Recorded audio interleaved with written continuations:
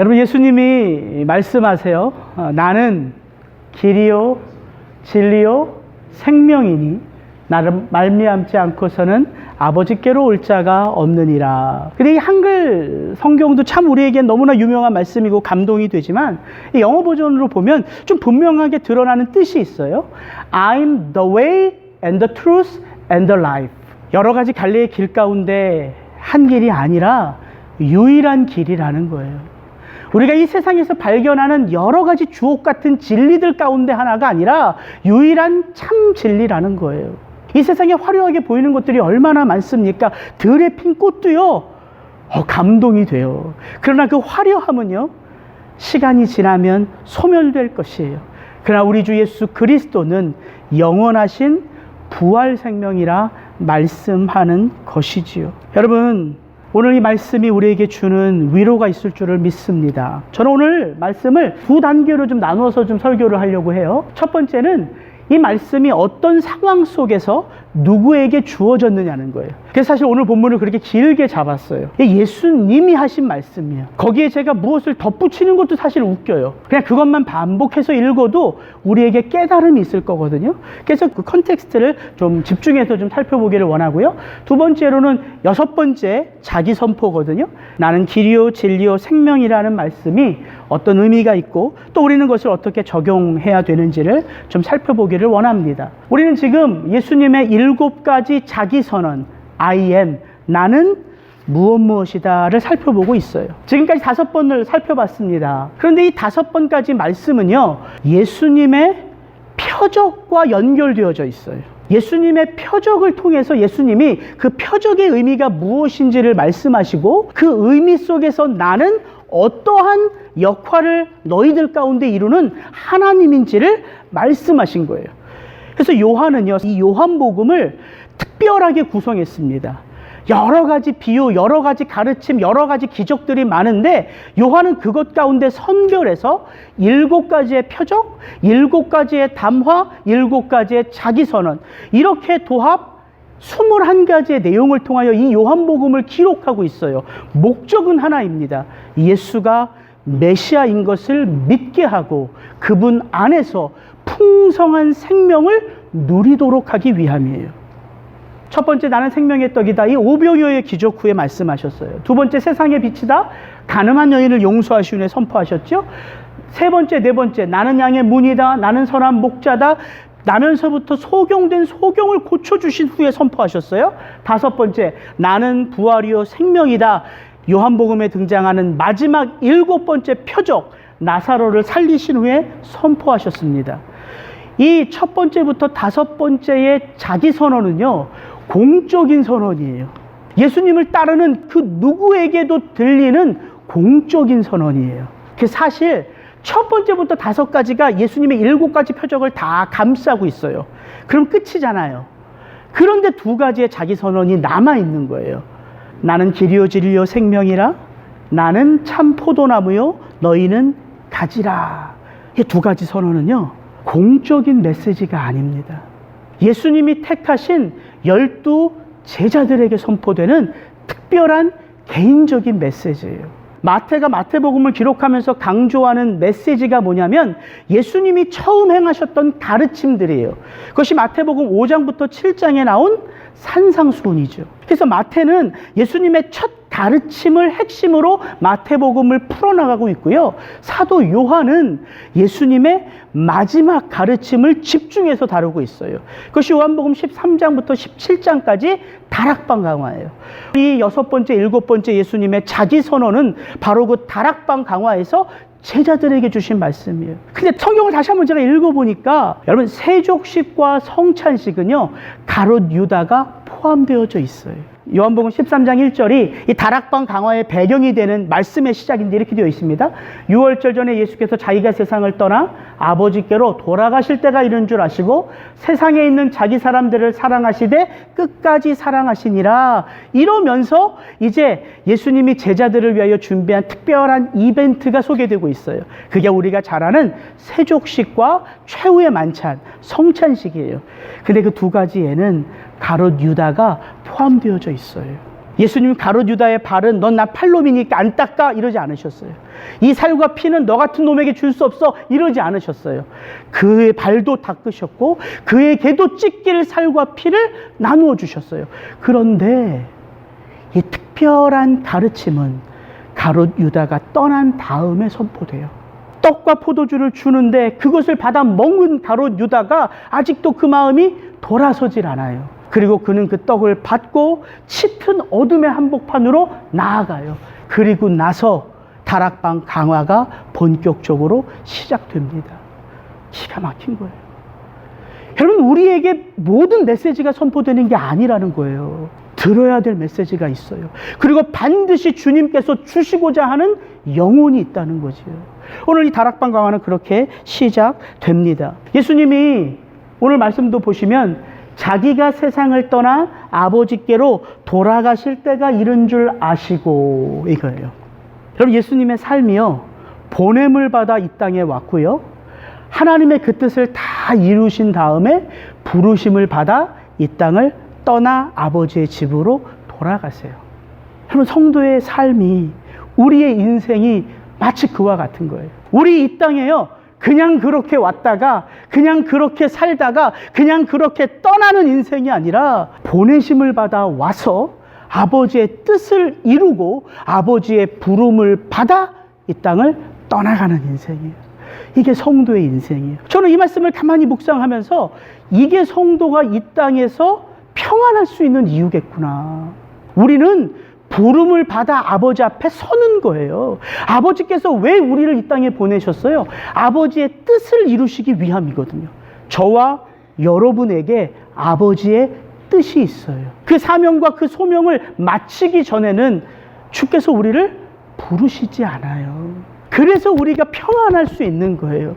그래서 우리가 지금 고통받는 이 순간도 끝이 아니라 사명을 이루는 과정인 것을 알 수 있는 거예요. 그 믿음이 저와 여러분에게 있기를 축복합니다. 예수님은 이 마지막 때에 이제 그 마지막 메시지를 십자가를 지시기 전에 제자들과 나누시는 장면이에요. 근데 급하지 않으셨어요. 예수님은 급하시지 않아요. 남겨진 메시지를 어떻게든 먹이려고 하지 않아요.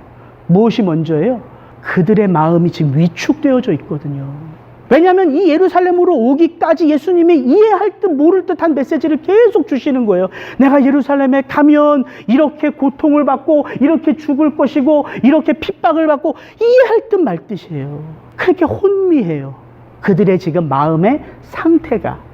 그래서 예수님은 메시지를 주기 전에 그들의 마음을 다독이세요. 그게 세족식이에요. 어떻게 내가 너를 사랑하고 있는지를 마지막 그 순간까지 알려주시는 거예요. 메시지가 중요하지 않아요. 들을 수 없는 마음 가운데 아무리 참 진리가 선포된들 그게 그 마음에 새겨지겠습니까? 우리 마음이 두려움 가운데 압도되면 뭘 먹어도 맛을 모르잖아요. 잠을 자도 잔 것 같지 않잖아요. 누구 얘기를 들어도 들은 것 같지 않아요. 왜? 우리의 마음이 다른 것으로 채워져 있기 때문이에요. 그래서 터치하시는 거예요. 저는 이 말씀을 묵상하면서 제일 먼저 제 안에 들어오는 게 바로 예수님의 첫 번째 말씀이에요. 다락방 강화의 첫 시작 14장 1절. 너희는 마음에 근심하지 말라. 하나님을 믿으니 또 나를 믿으라. 저는 이 말씀이 제 안에 아주 깊이 다가오더라고요. 근심과 불안, 염려와 두려움 없는 삶이면 얼마나 좋겠어요. 그럼 우리는 누가 가르쳐주지 않아도 알죠.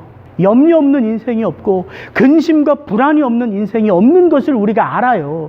여러분, 왜 우리의 인생 가운데 염려, 근심, 불안, 답답함, 두려움 이런 감정들이 살아서 우리 가운데 함께하고 있냐면 그게 우리가 살아있음이기 때문에 그래요. 우리라는 존재가 살아있으면 반드시 그런 근심과 두려움과 염려가 엄습할 수밖에 없어요. 그리고 그것이 바로 내게는 누가 필요하다는 증거예요? 예수님이 필요하다는 증거예요. 인생에요, 큰 고비 하나가 와요. 어떻게든 그 고비를 넘겼어요. 그럼 그 다음부터 고비가 없나요?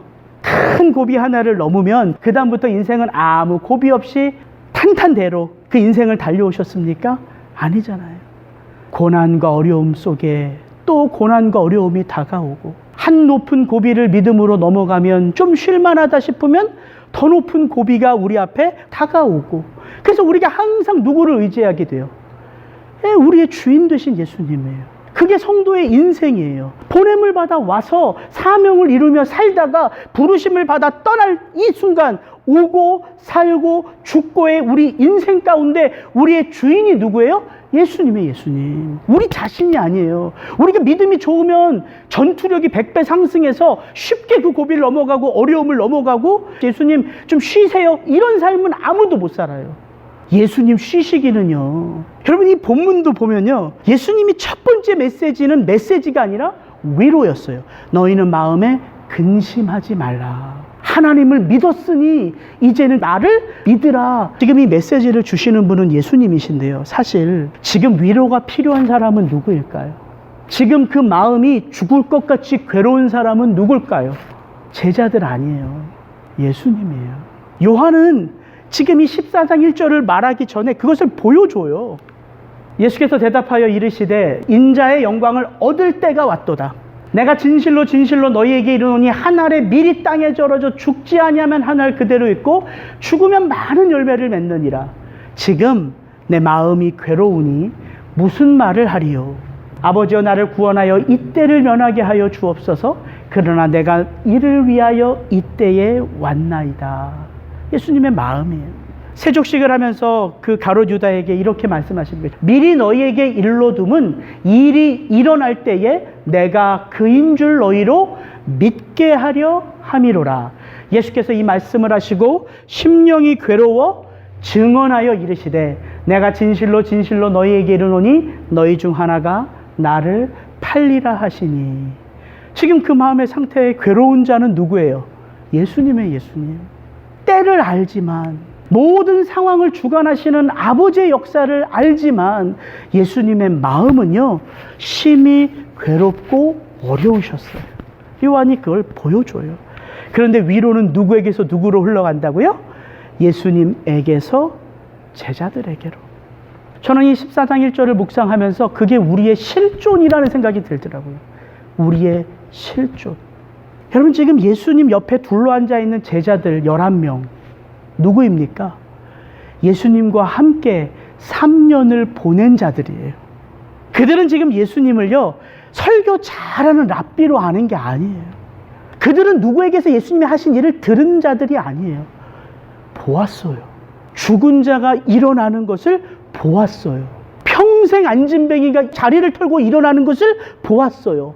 평생 눈먼 자가 예수님의 명령 앞에 눈 뜨는 것을 보았어요. 그 갈릴리의 바다가 잠잠케 되는 것을 보았어요. 말씀 한마디로 가지도 않은 그 왕의 신하의 아들을 살리는 것을 보았어요. 누군가 예수님의 옷에 손만 대는데 12일 동안 치료하지 못한 혈루병이 낫는 것을 보았어요. 같이 먹고 마셨어요. 그분이 내 다리를 닦아주셨어요. 근데 그들의 마음 상태는 어떻다고요? 이 상황을 이겨낼 수 있는, 감당할 수 있는 힘이 없었다고요. 이게 우리의 실존이에요. 여기 앉아 계신 그 누구도 그 내 마음을 가득 주장하는 그 고난과 어려움 속에 느끼는 두려움이나 불안이나 염려요, 전혀 이상한 것 아닙니다. 그리고 전혀 특별한 것도 아니에요. 그게 우리예요. 그래서 위로는 어떻게 흘러간다고요? 예수님에게로부터 우리에게로 위로는 흘러오는 거예요. 또 이 말씀 한 구절에 예수님이 어떻게 우리를 위로하시는지가 담겨져 있어요. 상황은 우리를 압도해요. 상황은 내가 극복할 수 없어요. 그래서 근심과 두려움이 내 마음에 가득 채워져 있는데 주님의 위로의 말씀은 뭐예요? 어떻게 이겨내라? 무엇이 우리 마음속에 있는 두려움을 이겨낼 수 있다, 쫓아낼 수 있다, 극복할 수 있다? 무엇이? 믿음이. 믿음이. 너희는 마음에 근심하지 말라. 하나님을 믿으니 또 나를 믿으라. 믿음의 믿음. 그럼 믿음은요, 우리 속에서 격발되는 게 아니에요. 믿음은 그분이 우리에게 선물로 주시는 거예요. 그래서 그 믿음이 우리 속에 들어오면 그 믿음이 이제부터 내 삶 속에서 나에게 바라보아야 할 대상을 보게 해요. 그 바라보아야 할 한 분 예수 그리스도를 보게 해요. 그래서 우리가 정신을 못 차리고 무슨 큰일 나면은 막 허둥지둥 되잖아요. 그러다가 잠깐 주님 앞에 엎드려 기도하면 뭐가 발동이 시작돼요? 우리 속에 거하는 예수님이 그 기도 가운데 우리의 마음을 다스려 가기 시작해요. 그럼 그 기도가 두렵고 떨리고 불안하고 염려 있는 우리의 마음 가운데 뭘 줘요? 하나님의 평강을 불어넣어주는 거예요. 그래서 그 평강이 우리의 마음을 덮어가기 시작하는 거예요. 그럼 마치 먹구름에서 구름이 쫙 지나가고 찬란한 해가 쫙 비치듯이 우리가 다시 그 불안과 염려의 상황 속에서도 한 분 예수 안에서 내가 가야 할 곳을 보게 되는 거죠. 바로 그게 믿음입니다. 여러분, 믿음의 상중하가 있는 게 아니에요. 더 강한 믿음이 있고 중의 믿음이 있고 약한 믿음이 있고 이런 거 아니에요. 저와 제 아내가요, 똑같이 예수님을 믿어요. 똑같이 신앙생활을 해요. 그리고 저와 제 아내 속에서 살아 숨쉬는 그 예수님은 동일한 분이에요. 그런데 저와 아내가 어려움과 위기와 큰 일 앞에서 나타나는 뭐는 달라요? 믿음의 반응은 달라요. 왜 다를까요? 똑같은 예수님이 거하신데 왜 믿음의 반응이, 권사님하고 제 믿음의 반응이 다르고 집사님과 제 믿음의 반응이 다를까요? 똑같은 예수님이 거하시는데 그 예수 그리스도와 함께 누렸던 체험들이, 그 예수 그리스도를 아는 깊은 깨달음이 우리 각자가 다 다르기 때문에 믿음의 반응도 다르게 나타나는 거예요. 믿음의 대상, 믿음의 실체, 믿음의 내용이 예수 그리스도 같은 거예요. 똑같은 분이에요. 장로님이나 목사나 권사님이나 집사나 평신도나 이제 믿음을 처음 시작한 분이나 그분이 내게 들어오셨다면 그 예수님이 우리 믿음의 대상이요, 실체요, 내용이에요. 그런데 성경이 우리에게 요구하는 믿음의 모습이 있어요. 그게 뭐냐면 바로 이겁니다. 이 말씀을 반복해서 보면 강조되는 게 있어요. 그러므로 형제들아 더욱 힘써 너희 부르심과 택하심을 굳게 하라. 너희가 이것을 행한즉 언제든지 실족치 아니하리라. 뭐 하라고요? 부르심과 택하심을 어떻게 하라고요? 굳게 하라는 거예요. 부르신 분, 택하신 분은 예수예요. 다 같아요. 그러나 그 예수가 나를 부르셨고 나를 택하셨고 나에게 사명을 주셨지만 우리가 그 예수 그리스도 안에서 부름받은 택함을 입은 그 사명을 위하여 우리가 해야 될 게 있다는 거예요. 뭐예요? 굳게 해야 돼요. 고린도전서입니다. 형제들아 내가 너희에게 전한 복음을 너희로 알게 하노니 이는 너희가 받은 것이었도 그 가운데 선 것이라. 너희가 만일 나의 전한 그 말을 굳게 지키고 헛되이 믿지 아니하면 굳게 지켜야 된대요. 베드로전서 5장 9절 10절입니다. 너희는 믿음을 굳게 하여 저를 대적하라. 이는 세상에 있는 너희 형제들도 동일한 고난을 당하는 줄을 알미니라. 모든 은혜의 하나님 곧 그리스도 안에서 너희를 부르사 자기의 영원한 영광에 들어가게 하신 이가 잠깐 고난을 받은 너희를 친히 온전케 하시며 굳게 하시며 강하게 하시며 털을 견고케 하시리라. 그럼 이제 뭔가 이 베드로전서 5장의 말씀을 통해서 우리가 깨닫는 게 있어요. 믿음을 굳게 하고 부르심을 굳게 하고 택하심을 굳게 하는 건 우리가 노력해서 열심을 내면 될까요? 그럼 되는 거예요? 베드로전서 5장의 마지막에 뭐라고 합니까? 모든 은혜의 하나님 곧 그리스도 안에서 너희를 부르사 자기의 영원한 영광에 들어가게 하신 이 그분이 누구예요? 하나님이에요. 그 하나님이 어떻게 한다고요? 친히 온전케 하시며 친히 굳게 하시며 친히 강하게 하시며 친히 그 터를 견고케 하시리라. 누가 하신다고요? 하나님이 하신다는 거예요.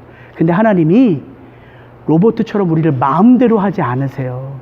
그래서 우리의 하나님과의 교제가 필요한 거예요. 그 하나님이 하세요. 근데 어떤 자에게 그 하나님이 하세요?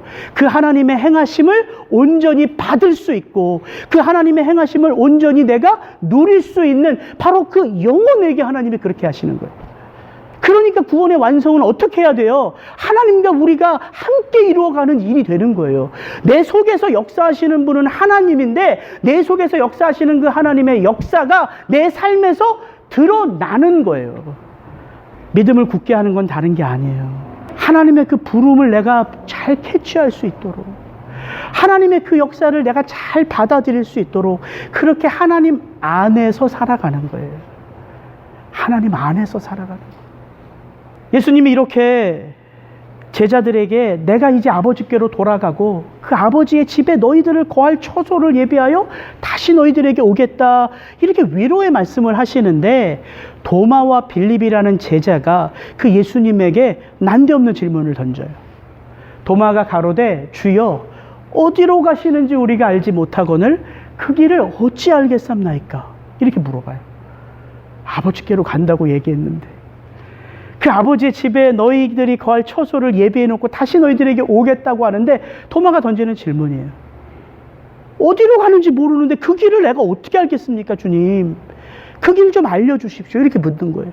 주님이요 제자들에게 내가 아버지 안에, 아버지가 내 안에 있으므로 내가 행한 모든 일들이 사실은 아버지가 내 속에서 행한 것이다.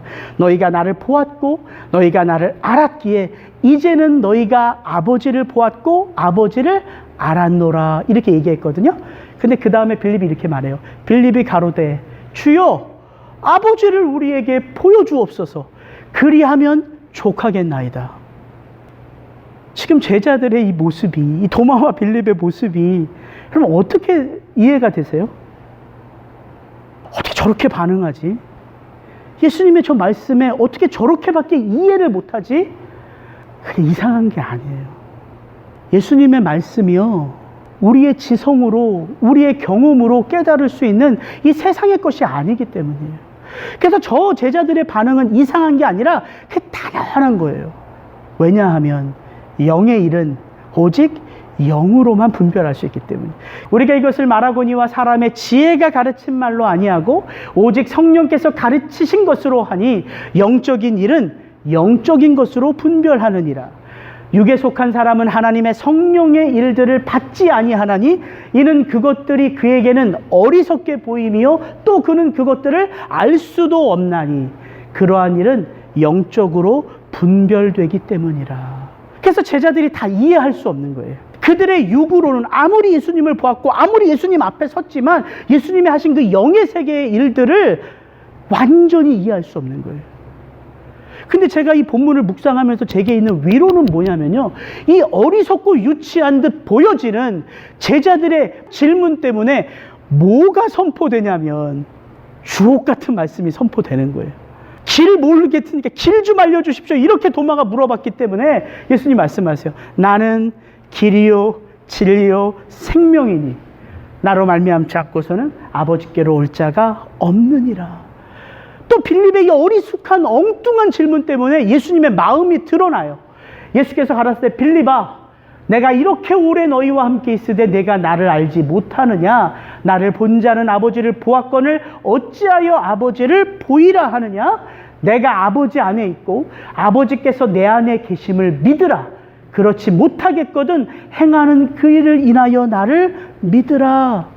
왜 목사들이 가끔 성도님들에게 이해되지 못해도 좀 나오세요, 이해되지 못해도 좀 믿으세요, 이런 마음 좀 이해되세요? 이 주님의 말씀 보면 다 모르지만, 다 이해할 수 없지만, 다 깨달을 수 없지만 내가 행하는 이 일이 네 눈에 보이거든. 너의 삶 속에 나의 손길이 느껴지면 제발 그것을 통해서라도 믿어야 된다는 거예요. 우리가 살아가는 것 제일 중요한 게 뭐예요? 먹고 사는 거예요? 우리의 살아가는 제일 중요한 게 뭐예요? 우리 집의 평수를 늘리는 거예요? 우리의 살아가는 제일 중요한 게 뭐예요? 저는 여기가 꽉꽉 차서요, 이 교회당 2배 되는 교회당으로 더 넓혀가는 게 우리의 살아가는 참 기쁨이고 목적이에요? 그거 아니라고 말씀하는 거예요. 영원한 생명이 있다는 거예요. 영원한 생명. 나는 길이요 진리요 생명이니 나를 말미암지 않고서는 아버지께로 올 자가 없느니라. 저 말씀을 이번 한 주 계속 묵상하면서 왜 도대체 예수님은 자기를 길이라고 표현하고, 왜 자기가 참 진리라고 표현하고, 왜 자기만이 영원한 생명이라고 말씀하실까? 그렇게 묵상하면서 예수님이 여태까지 하셨던 그 자기 선언의 모든 내용들은 그때 그 표적을 통해서 주시고자 하는 메시지를 주신 거잖아요. 그러니까 아무렇게나 말씀하신 게 아니에요. 지금 제자들은요, 3년을 내 모든 것을 바치며 그분을 따라왔어요. 그분이 하실 그 일들을 보면서 그분이 메시아인 것을 믿고 그 메시아 되신 예수 그리스도를 통해서 내가 포기했던, 내가 버렸던 그 모든 것들을 보상받을 수 있을 것 같아서 그 예수 그리스도를 따라왔어요. 근데 그 예수님이 말씀하세요. 내가 이제 잠시 너희를 떠난다. 그들의 감정이 어떻겠어요? 그럼 우리 어디로 가? 도대체 우리는 어디로 가? 우리가 그렇게 따라왔던 예수님이 부재한다면 우리는 앞으로 무엇을 추구해야 돼? 그들에게 가장 필요한 메시지라고요. 너희들 길 잃어버린 게 아니야. 너희들 추구해야 될 그 목적이 사라진 게 아니야. 그 말씀하시는 거예요. 그러면서 처음에는 길, 진리, 생명이 도대체 우리에게는 어떻게 적용돼야 되는가, 그렇게 한참을 제가 묵상하다가 그게 중요한 게 아니더라고요. 길, 진리, 생명이 중요한 게 아니에요. 저 메시지, 저 예수님의 자기 선언은 뭐가 중요한 거냐면요, 그 뒤에가 중요한 거예요. 그 제가 노랗게 칠한 거예요. 나를 말미암지 않고서는 아버지께로 갈 자, 영원한 생명을 누릴 자가 없다는 게 포인트예요. 그래서 가만히 생각해 봤어요. 예수님이 길이에요? 진리예요? 생명이에요? 예, 예수님 우리 당신을 선포하셨어요? 근데 성경이 어떻게 나오냐면요, 예수님은 건축자들의 버린 돌이라. 예수님은요, 건축자들이 사소하게 보여서 내다 버린 돌이래요. 예수님은 죽임당해야 할 하나님의 어린 양이래요. 제물이에요, 제물. 예수님 제물이래요. 성경에는 예수님을요, 그는 패역한 우리들을 위하여 우리들 대신 여호와께 종살이하는 여호와의 종이래요. 성경에 이렇게도 표현되어 있어요. 그분에게는 고운 모양도 없고 풍채도 없은즉 사람들이 보기에 흠모할 만한 아름다운 것이 하나도 없었더라. 예수님은 사실 모든 것이 되실 수 있어요. 그분에게는 모든 것이 가능해요. 누구를 위해서? 우리를 위해서. 우리를 위해서. 그래서 그분이 이렇게 말하는 거예요. 한 알의 밀이 땅에 떨어져 죽지 아니하면 그대로 있고 어떻게 되면 죽으면 많은 열매를 맺으리라. 인자가 온 것은 섬김을 받으려 함이 아니라 섬기기 위하여 많은 사람들의 대속물로 나를 바치기 위하여 오셨다. 그게 저는 이해가 되더라고요. 길, 진리, 생명이 무엇이냐를 분석해낼 게 아니라 예수님은 나를 위하여 모든 것이 될 수 있어요. 왜? 당신 아니고서는 영원한 생명을 우리가 얻을 수도 없고 누릴 수도 없기 때문에. 진짜 그분은 그렇게 말하셨고요. 진짜 그분은 그렇게 사셨어요. 그리고 진짜 그분은 그렇게 하나님께 드려지셨어요. 제가 이런 생각이 들어요. 제자들 앞에 엎드려 발을 닦으셨기 때문에 죽음도 제자들을 위하여 내어놓을 수 있는 거예요. 사랑하면 그렇게 살고, 그렇게 살면 그 사랑을 느낄 수가 있는 거예요. 그래서 오늘 이 14장의 비유는요, 사실 제자들은 불안과 염려로 떠는데 영적인 눈을 열고 보면 이 14장은 놀라운 메시지로 가득 차 있더라고요. 예수님이 떠남이 제자들에겐 얼마나 큰 유익인지 몰라요. 제자들은 나를 떠나, 육신의 눈에서 안 보이는 예수님 때문에 불안과 염려가 가득한데 영적인 눈을 열고 예수님의 그 14장의 메시지를 보면 예수님이 떠나면 뭐가 생겨요? 내가 영원히 거할 처소가 생겨요. 예수님이 떠나면 뭐가 생기냐면 이제 우리가 죽음의 강을 건너 부활의 첫 열매 되신 예수 안에서 영원한 생명을 맛볼 수 있게 돼요. 예수님이 우리를 떠나셨기 때문에 이젠 예수님이 육체로 거하시지 않고요, 이제는 정말 창조의 처음부터 마지막까지 아버지 옆에서 모든 것을 주관하신 그 예수로 존재해요. 그래서 뭐라고 말하냐면 이제부터 너희가 내 이름으로 구하라. 뭐 하라고요? 기도하라고요. 그러면 누가 이루신다고요? 내가 행하리니 아버지로 말미암아 영광을 받으시게 너희의 기도를 내가 다 듣고 응답하겠다. 그리고 오늘 14장의 이 후반부 넘어가면 뭘 말해요? 내가 아버지께 감으로 내가 너희에게 또 다른 보혜사를 주리니 저는 진리의 영이라. 얼마나 큰 축복들이 예수님이 떠남으로 주어지는지 느껴지세요? 여러분, 이런 일들이 오늘을 살아가는 저와 여러분의 삶 속에도 일어난다고요. 육의 눈으로 보면 절망인데, 육의 눈으로 보면 안타까움인데, 영의 실체 속에서 보면 이런 축복이 없는 거예요. 이런 축복이. 그분이 우리의 길이시기 때문에, 그분이 우리가 추구해야 될 참 진리이기 때문에, 그분만이 우리에게 참된 부활 생명을 주시기 때문이에요. 그래서 우리가 그분 안에서 살아갈 수 있는 거예요. 적용하고 마칠게요. 예수님이 우리의 길이세요, 길. 우리 인생을 살다 보면 우리가 얼마나 많은 선택의 갈림길에 놓여 있습니까? 우리 자녀 이 학교에 보내야 될까, 저 학교에 보내야 될까? 우리 싱글일 때 내가 이 오빠랑 사귀어야지 되나, 저 오빠랑 결혼해야 되나? 얼마나 많은 선택의 갈림길 가운데 놓여요. 뭘 시켜 먹어야 되나? 짬뽕일까, 짜장일까? 이런 고민 때문에 짬짜면 나온 거 아니에요?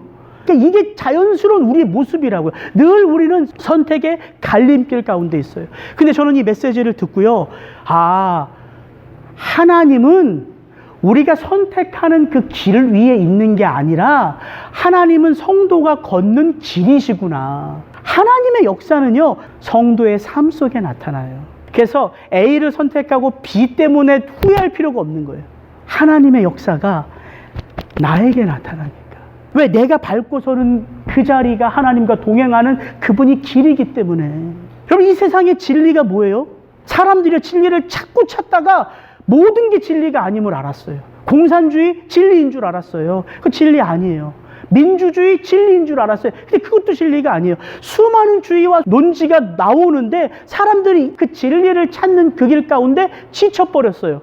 그래서 오늘 이 세상은 뭐를 진리라고 여겨요? 내게 유익한 것이 진리래요. 내게 유익한 것이. 절대적인 진리가 없어요. 내게 유익하면 그게 진리야. 이게 포스트 모더니즘이에요. 이게 세상이에요. 근데 주님은 말씀하세요. 그거 역시 진리가 아니라고. 진리는 다수결이 아니에요. 진리는 더 나은 차선책이 아닙니다. 진리는 절대적인 거예요. 그래서 진리는 오직 절대자만이 누릴 수 있는 거예요. 성경의 창세기의 역사가 뭐냐면, 타락한 죄인이 하는 일이 뭐로 창세기에 계속 묘사되냐면요, 더 든든한 성을 쌓는 거예요. 더 높은 성을 쌓는 거예요. 더 강한 무기를 만드는 거예요. 이게 인간의 역사예요. 왜일까요? 하나님의 보호하심 속에서 벗어나 나의 삶을 내가 지키려고 하니까 더 강한 것을 추구하게 되고, 더 힘 있는 것을 추구하고, 더 지혜 있는 것을 추구하는 게 인간의 역사예요. 그렇게 추구하다 만족을 못해요, 인간이. 그러니까 뭘 추구해요? 내게 도와줄 수 있는 신을 만드는 거예요. 이게 창세기의 역사예요. 헛된 우상들. 근데 그 누구도 절대자일 수 없잖아요. 세상을 살아가면요, 죄에 속박되어 살아갑니다. 근데 오늘 주님 말씀하셨어요. 내가 너희에게 주는 참 진리는 너희를 속박하는 게 아니라 자유케 한다고. 진리를 알지니 진리가 너희를 자유케 하리라. 이게 진짜 진리예요. 저는 요한복음 14장, 15장을 읽으면서 우리가 어떻게 시시각각으로 다가오는 모든 삶 속에서 내가 그 길 대신 예수를 믿고 참 진리 대신 예수 안에서 평안할 수 있을까? 어떤 때는 평안함이 와요. 진짜 하나님의 역사를 체험하면 기쁨도 있어요. 근데 이게 지속되기가 참 어렵더라고요. 제 경험에. 근데 요한복음 14장, 15장, 16장을 제가 반복해서 읽으면서 제 눈에 딱 들어오는 메시지가 있었어요. 이거 같이 한번 읽고 마칠게요. 평안을 너희에게 끼치노니 곧 나의 평안을 너희에게 주노라. 내가 너희에게 주는 것은 세상이 주는 것 같지 아니하리라. 너희는 마음에 근심도 말고 두려워하지도 말라. 내가 아버지의 계명을 지켜 그의 사랑 안에 거하는 것 같이 너희도 내 계명을 지키면 내 사랑 안에 있어 거하리라. 내가 이것을 너희에게 이름은 내 기쁨이 너희 안에 있어 너희 기쁨을 충만하게 하려 함이니라. 이 두 구절의 말씀 속에 눈에 딱 들어오는 게 있지 않아요?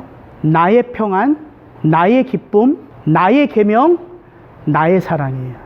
근데 저는 여태까지 내 기쁨, 내 평안, 내 만족, 내 것을 위한 하나님의 것을 자꾸 보려고 하는 거예요. 그러니까 하나님을 믿지 않는 게 아니라 이 나의 평안과 나의 기쁨과 나의 만족과 나의 안녕을 위하여 하나님이 자꾸 하시는 것을 내 환경을 통해서 자꾸 보고 싶은 거예요. 그러니까 어떤 때는 만족이 있는데 어떤 때는 만족이 없고, 어떤 때는 기쁨이 있는데 어떤 때는 여전히 불안하고. 근데 오늘 분명히 예수님이 말씀하세요. 나의 기쁨, 나의 평안, 나의 계명, 나의 사랑이 이미 우리 안에 있다라는 거예요. 어제 제가 문자를 보냈더니 상준이가 이렇게 문자를 보냈어요. 네, 목사님 감사합니다. 목사님, 앞으로도 열심히 기도하고 최선을 다하는 청년이 되어야겠죠. 이러면서 느낌표가 아니라 상준이가 저한테 물음표를 딱 보냈어요. 물음표를. 그래서 내가 이게 느낌표가 아니라 물음표네. 주일날 뵙겠습니다. 목사님 수고하시고 쉬세요. 그래서 제가 이 메시지를 받고서 한참을 생각했어요. 생각하다가 이렇게 메시지를 보냈어요. 상준아, 지금 내 모습이 주님이 기뻐하시는 모습이야. 그분은 우리의 사정과 형편을 아시는 주님이셔. 물론 열심히 기도하고 최선을 다하는 그 모습이야 말해 무엇하겠니. 이미 너와 내가 주님의 자녀가 되었다는 그 사실이 우리를 기쁘게 그리고 감사하게 하는 것이 아닐까 싶구나. 크크크. 근데 얘가 이렇게 답을 보냈어요. 네, 맞습니다 목사님. 아멘. 노력해서 열심을 내서 하지 말라는 게 아니고요. 하세요. 말이 무엇하겠어요. 그 모습이 주님을 기쁘시게 하는 것은. 그러나 그렇게 살지 못해도 이미 우리는 주의 사랑 안에, 주의 평강 안에, 주의 기쁨 안에, 주의 계명 안에 살아가고 있다는 것입니다. 그것을 누리는 여러분 되기를 주의 이름으로 축복합니다. 같이 기도하겠습니다.